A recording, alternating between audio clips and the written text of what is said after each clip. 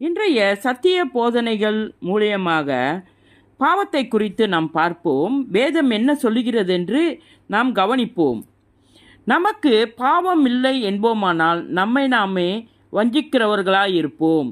சத்தியம் நமக்குள் இராது, நாம் அவரை பொய்யராய் ஆக்குகிறவர்களாய் இருப்போம்.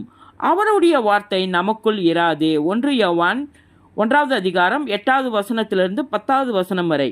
மனுஷனுடைய அக்கிரமம் பூமியிலே பெருகினது என்றும் அவன் இருதயத்து நினைவுகளின் தோற்றமெல்லாம் நித்தமும் பொல்லாதது என்றும் கர்த்தர் கண்டு. ஆதியாகமம் 6வது அதிகாரம் 5வது வசனம்.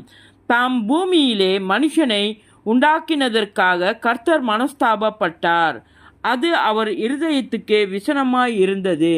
பூமியானது தேவனுக்கு முன்பாக சீர்கெட்டதாய் இருந்தது. பூமி கொடுமையினால் நிறைந்திருந்தது. ஆதியாகமம் 6வது அதிகாரம் 6வது வசனம். தேவன் இல்லை என்று மதிக்கட்டவன் தன் இருதயத்தில் சொல்லிக் கொள்கிறான்.